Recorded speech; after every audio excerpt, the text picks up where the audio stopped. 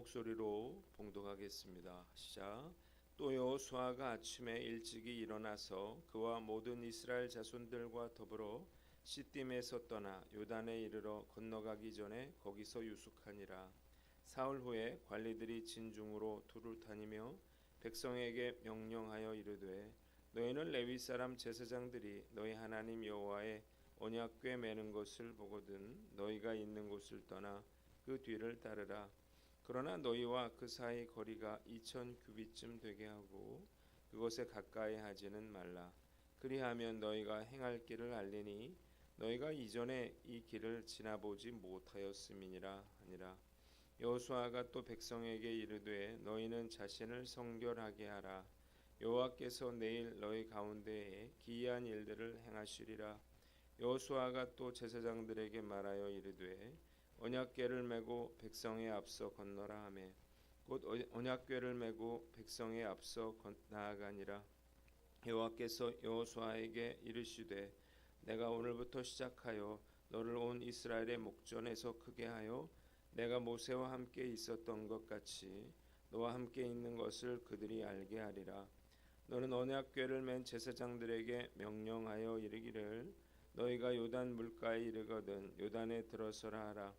여호수아가 이스라엘 자손에게 이르되 이리 와서 너희 하나님 여호와의 말씀을 들으라 하고 또 말하되 살아계신 하나님이 너희 가운데 계시사 가나안 족속과 헷 족속과 히위 족속과 브리스 족속과 기르가스 족속과 아모리 족속과 여부스 족속을 너희 앞에서 반드시 쫓아내실 줄을 이것으로써 너희가 알리라.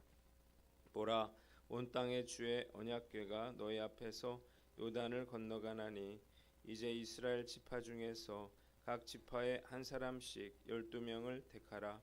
온 땅의 주 여호와의 궤를 맨 제사장들의 발바닥이 요단 물을 밟고 멈추면 요단 물 곧 위에서부터 흘러내리던 물이 끊어지고 한 곳에 쌓여 서리라.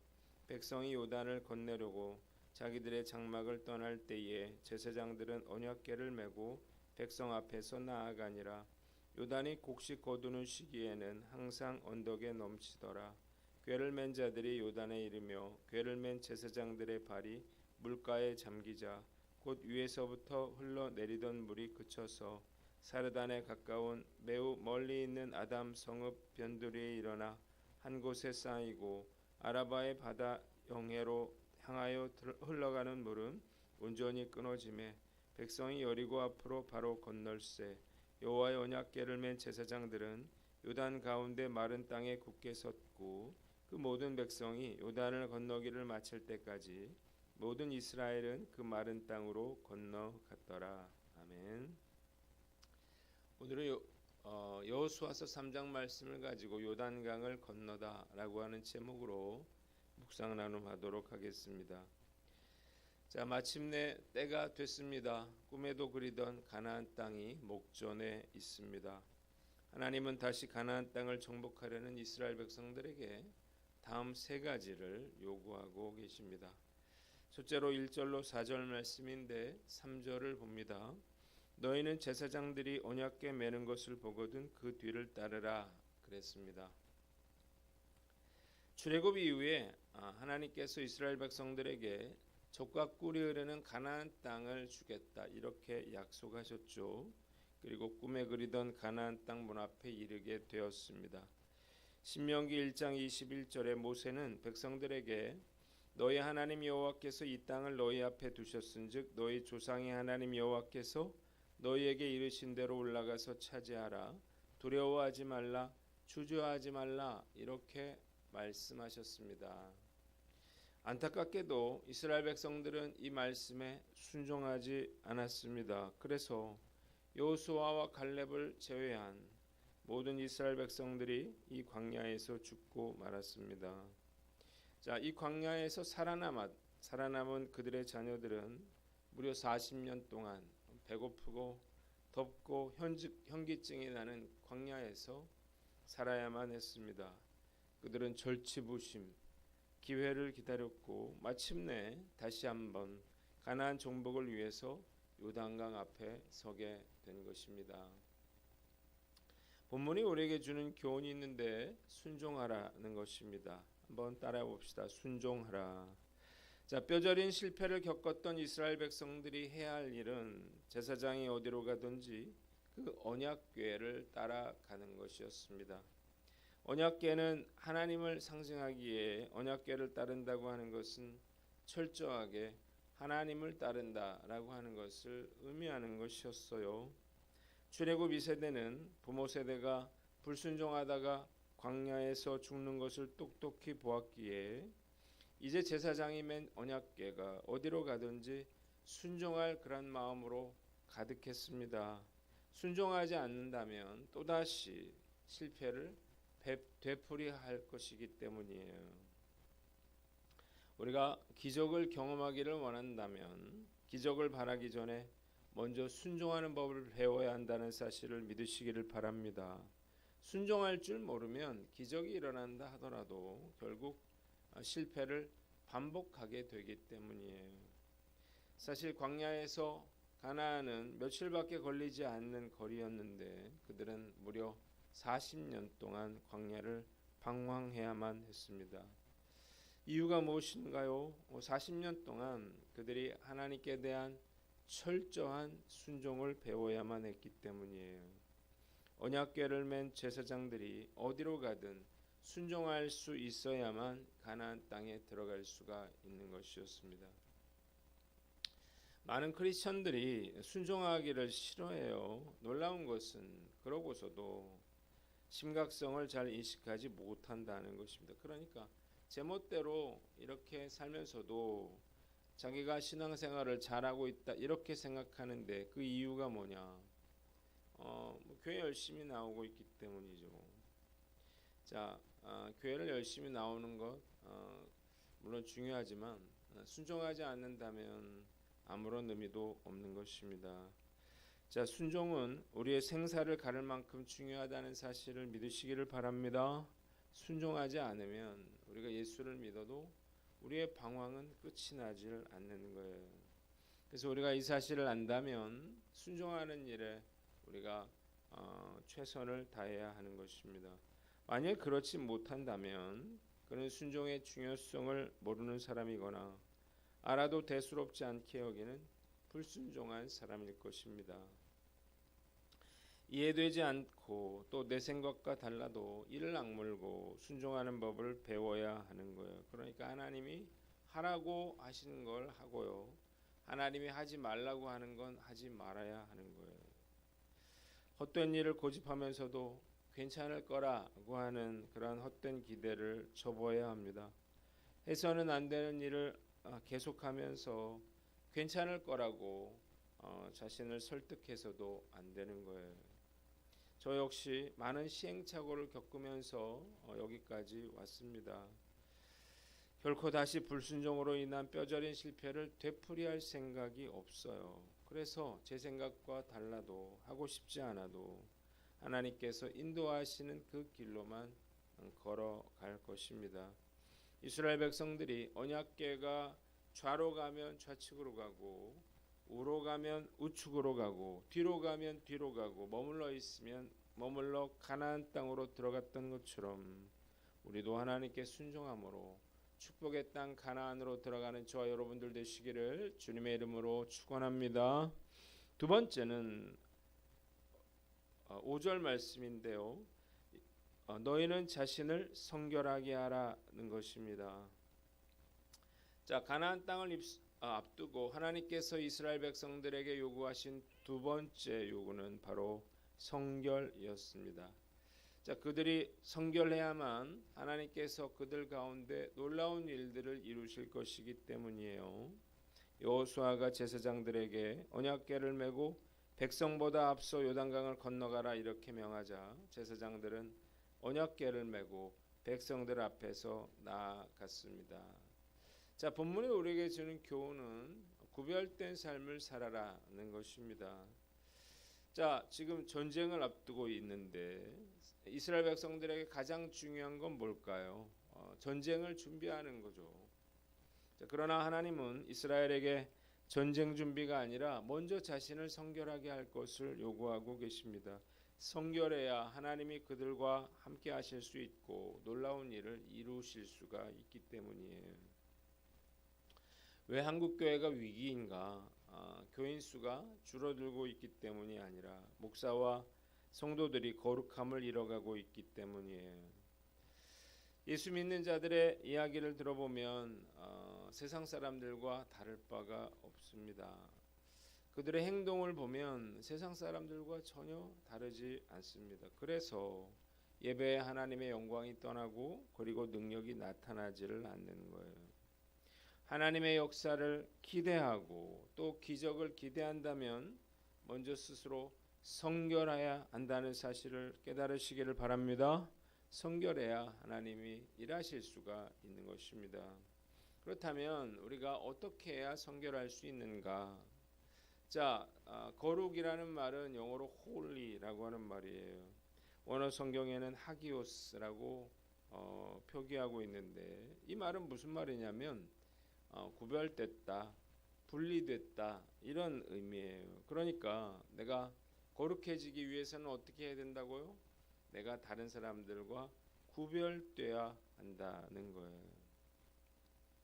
나를 세상적인 죄로 이끌어가는 것이 돈이라든지 아니면 또 음란함이라든지 아니면 술이라든지 이런 것들로부터 나를 구별해야 하는 것, 그것이 바로 성결한 삶이라고 하는 것입니다. 우리가 착각해서는 안 되는 건 하나님이 나의 그런 욕망을 다 없애버려 주시는 건 아니라는 거예요. 우리 욕망은 그대로지만 내가 이런 것들을 가까이 하지 않기로 결단을 해야 하는 거예요. 그게 바로 성결한 삶인 것입니다. 페니 크로스비는 맹인이었지만 무려 9,000편에 달하는 찬송시를 썼습니다. 그녀가 태어난 지 6개월 때 가정부의 불찰로 맹인이 됐는데 어려서부터 할머니가 들려주는 찬송과 기도와 성경 이야기를 듣고 영의 눈이 열려 신앙을 가지게 됐다 그래요. 그녀의 찬송시는 우리 찬송가에 무려 14편이나 수록되어 있는데 대표적인 곡이 찬송가 434장 나의 갈 길 다가도록입니다. 한 기자가 물었어요. 당신의 눈을 멀게 한 여인을 만난다면 뭐라고 말하겠습니까? 그랬어요. 그러자 크로스비가 이렇게 이야기를 했습니다.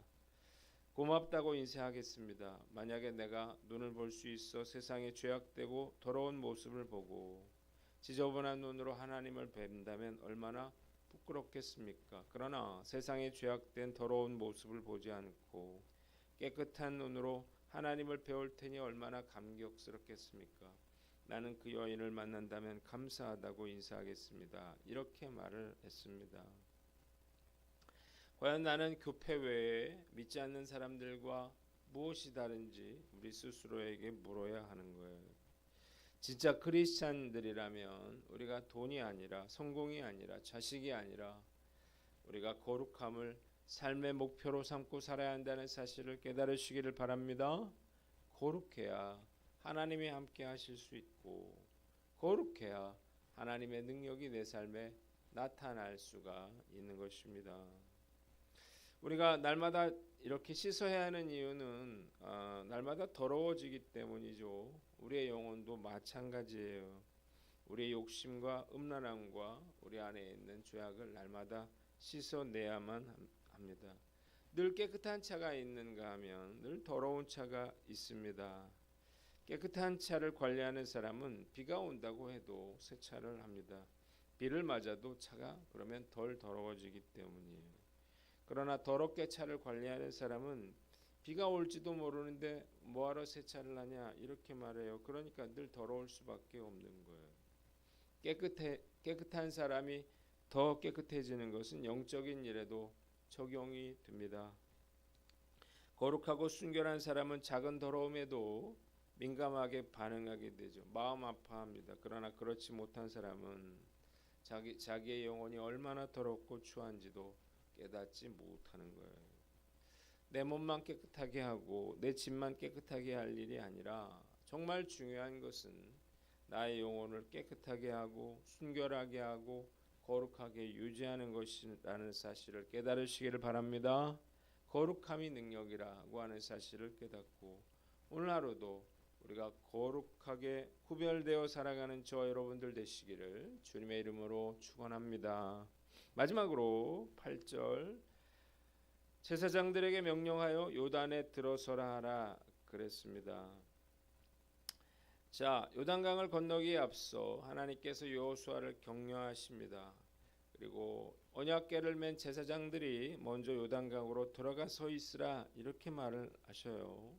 제사장들이 맨 언약궤가 요단강에 발을 들여 놓으면 요단강 물이 끊겨 둑이 생기고 물이 고일 것이라는 거예요. 14절 하나님의 명령대로 언약궤를 맨 제사장들이 먼저 출발합니다. 마침 추수 때여서 제방까지 물이 차올라 있었지만 언약궤를 맨 제사장들의 발이 물에 닿았을 때에 흐르던 물이 멈추고 둑이 생겨서 백성들은 마른 땅을 밟고 요단강을 건넜고 언약궤를 맨 제사장들은 요단강 가운데 마른 땅 위에 서 있었습니다. 자, 본문이 우리에게 주는 교훈이 있는데 믿음으로 행동하라는 것입니다. 자, 아까 말씀드린 것처럼 하나님은 언약궤를 맨 제사장들에게 요단강가에 가면 그 요단 강물에 발을 담거라 그렇게 말씀하셨습니다.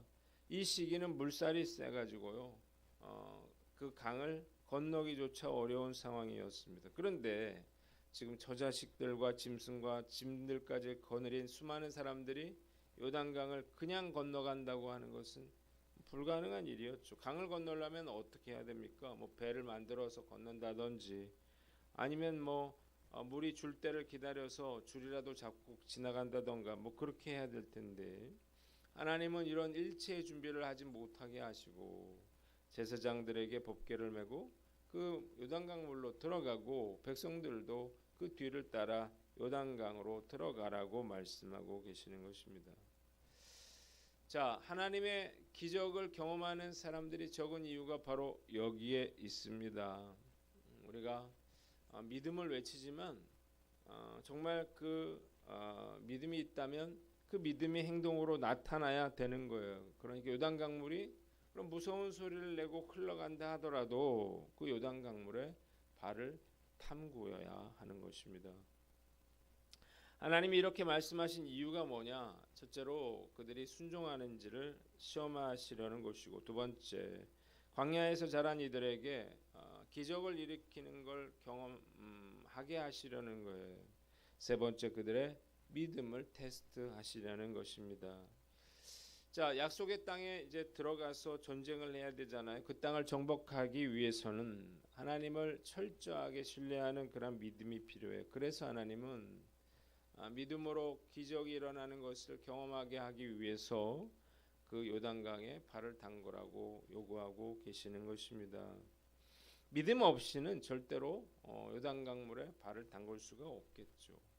만약 이때 누군가 하나님께서 요단강을 건너라고 하신 것이지 모두 빠져 죽으라고 한 것은 아닐 것이다. 이래서 요단강물에 발을 담그지 않았더라면 결코 요단강물이 갈라지는 기적은 나타나지 못했을 것입니다. 이러면 결국 광야에서 죽어갔던 그들의 부모들처럼 그들도 역시 가나안 땅을 얻지 못하고 죽었을 거예요. 하나님의 약속을 이루려면 죽으면 죽으리라고 하는 이런 믿음이 필요하다는 사실을 깨달으시기를 바랍니다. 설령 모두 다 죽는다 하더라도 하나님을 신뢰하는 그러한 믿음이 있어야 하는 거예요. 하나님은 이 믿음을 보기를 원하시는 거예요. 그래서 우리가 기적을 경험하기를 원한다면 하나님의 말씀을 믿고 행동해야 하는 거예요. 하나님의 약속은, 하나님의 기적은 믿음을 통해서, 행동을 통해서 이루어지기 때문이에요. 그런데 문제가 있죠. 믿음으로 행동하는 게 이게 참 쉽지 않다는 거예요. 대개는 보이는 것이 아니라 보이지 않는 것을 믿어야 하는 거예요. 자, 우리의 삶 속에서는 늘 당장 돈을 막아야 되고 며칠까지 집을 빼줘야 되고 또 자식 등록금을 마련해야 하는 그런 일들이 벌어지고 있습니다. 이런 상황에서 먼저 그의 나라와 의를 구하라 이런 말씀은 참으로 순종하기 어려운 그런 말씀이죠. 만약 우리가 진정으로 하나님의 축복을 받는 사람이 되기를 원한다면 이 믿음의 관문을 넘어야 하는 거예요. 기적을 기대한다면 반드시 이런 믿음의 행동이 따라야 하는 것입니다. 인생이라고 하는 것은 우리가 한 번도 가보지 못한 길이에요.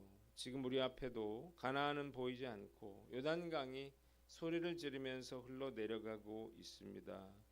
요단강이 갈라지는 기적을 경험하려면 믿음의 모험을 내야 한다는 사실을 깨달으시기를 바랍니다. 어떻게 이스라엘 백성들이 이렇게 믿음으로 행동할 수 있었을까? 저는 그들이 더 이상 물러날 곳이 없었기 때문이라 이렇게 생각해요. 그러니까 이 광야에서는 죽으면 죽었지 더 이상 여기서 살 수 없다고 하는 그러한 절박한 마음, 정말 죽으면 죽겠다는 각오가 있었기에 요단강 물에 발을 담근 것입니다. 제가 많은 그러한 기적을 경험할 수 있었던 것도 마찬가지예요. 뭐 더 잃을 것도 물러날 것도 없었기 때문이죠. 자, 하나님이 명하셨다면 주저하지 말고 순종하여 요단강 물에 발을 담가야 한다는 사실을 믿으시기를 바랍니다. 그래야 요단강이 갈라지는 기적을 경험할 수가 있는 것입니다. 오늘 2025년 나를 가로막고 있는 요단강이 갈라지기를 주님의 이름으로 축원합니다. 주님, 무슨 일이든 말씀하시면 순종하겠습니다 라고 하는 그런 믿음의 고백으로 기적을 경험하는 한 해가 되시기를 주님의 이름으로 축원합니다. 기도하겠습니다. 하나님 아버지, 순종하고 거룩하게 구별되어 믿음으로 순종하게 하여 주시옵소서.